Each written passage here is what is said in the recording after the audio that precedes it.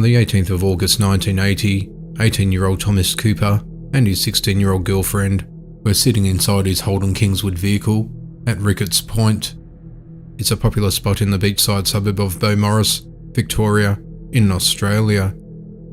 Couples enjoy going there to park the car and spend romantic time together, which Cooper and his girlfriend often did, several times a week.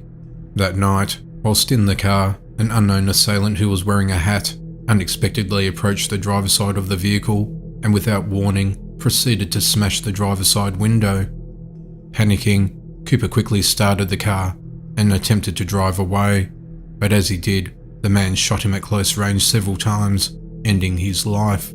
With the car still in motion, his girlfriend managed to take control of the car and was able to steer it away from the area, out of danger, before crashing it into a nearby fence. Though visibly shaken, she was not injured. People in the vicinity came rushing to their aid.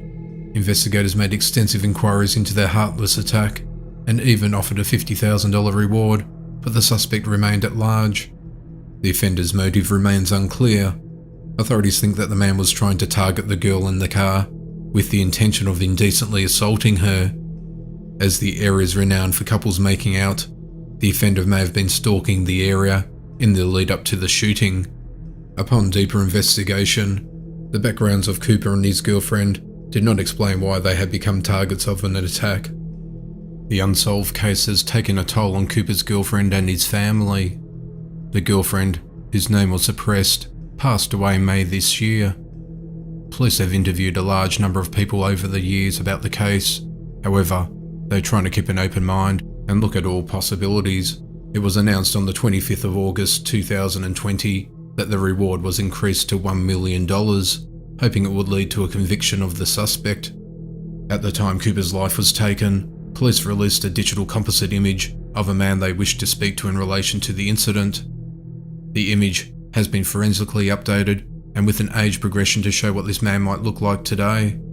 It is believed that the hat was worn as a form of disguise. A special appeal for information was broadcast in the hope of bringing answers to Cooper's family and to bring the offender to justice. On the 22nd of November 1973, Colleen Adams was a 24-year-old woman who lived an isolated life in a modest home in Maitland, which is a small town on South Australia's Yorke Peninsula. She had no telephone, no car, no television, and very few friends. She was married to 26-year-old Jeffrey Gordon Adams, who was a painter by trade, and they had 2 daughters together, aged 3 years and 18 months old respectively.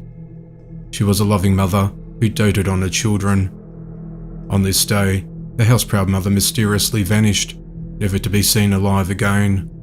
Her parents, brother and twin sisters, lived almost 80 kilometres away in Butte, another small town on the top of a peninsula. He told everyone that she had walked out on the family and abandoned them. However, the family members remained suspicious. In December of 1973, no one had heard from Colleen, so her mother, Vera Milbank, reported her missing to police. In November of 1974, 12 months after her disappearance, the authorities began interviewing Adams about the night she was last seen. He told the police that he got home from a meeting at the Buffalo Lodge and found his wife had packed her bags and was walking out on him and their 2 daughters. As she left, she uttered the words to her daughters, "Goodbye, you little bastards," before she got into a Ford Falcon with a lady that he did not recognise. 5 years later, in late 1979, the case was declared a major crime.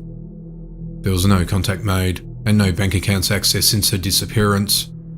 Adams was interviewed by police 4 times. On the second occasion, he peddled the same story about her walking out and abandoning the family.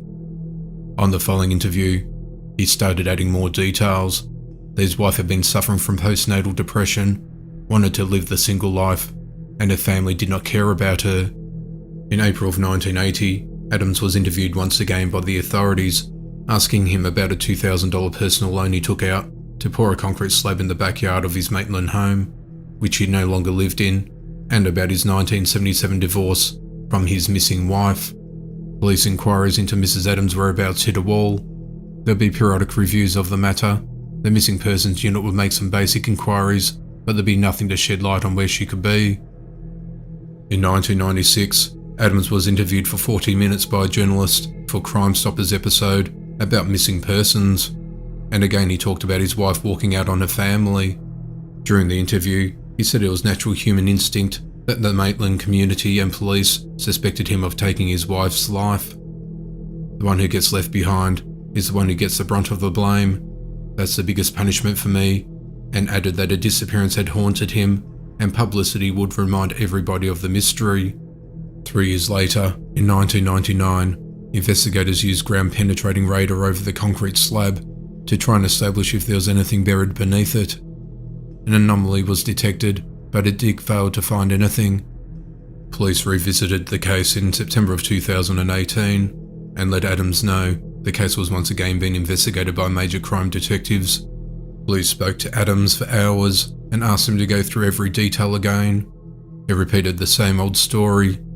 The police told him they were about to rip up the floorboards of his Maitland home, dig up the backyard, and smash apart the concrete slab. Suspicions of Adams had grown, and the media camped outside of his house. Adams started to feel the pressure mounting. At 1:30 p.m, the 72-year-old Adams contacted the police, where he finally confessed to taking his wife's life on the 22nd of November 1973. He explained how he struck her twice across the face with a metal object, leaving her body lying on the kitchen floor overnight, then buried her the next day. His daughters had always felt suspicious of their dad because he never wanted to talk about it. Adams stated to the authorities that another argument just flared up. "I just struck her a bit hard," he explained. She was continuously having a go at him for nothing, yelling and screaming, and it had been going on for too long. Fed up, he got hold of a metal bar and proceeded to strike her in the head. Adams struggled in his confession, adding that it was the hardest thing I've done in my life, having to own up to what he did. In the interview, police spoke to Adams at his Wallaroo home for a few hours before driving him to the Maitland crime scene, where he pointed out exactly where he buried his wife. "It's around here, I think," he told police through tears, pointing to an area of the concrete slab, which was then marked off by an officer using yellow spray paint. Adams repeatedly told police he was sorry as they walked around the Maitland property. They reached the spot where she was buried and unearthed her skeletal remains. It was the same spot where the 1999 dig was, but they initially hadn't dug deep enough. Adams was arrested, but he attested that the act was not deliberate or premeditated, but in the heat of the moment, out of anger and frustration. In court, he used several witnesses' statements, one from a doctor, stating that Mrs. Adams did in fact suffer from a pattern of depression from 1967 right up to her disappearance. The other two were from a man and a woman who had known Mrs. Adams, saying that she had a bad temper and that Mr. Adams never caused any problems. For 45 years, Adams painted a picture of his wife as an unloving and mentally unstable woman that had taken off and deserted her children, when in fact, he was hiding this dark secret all this time. In August of 2020, the jury in the Supreme Court found him guilty of the lesser charge of accidentally taking his wife's life. The revelation provides closure for Mrs. Adams's family, who can now mourn her loss and find a way to heal through this.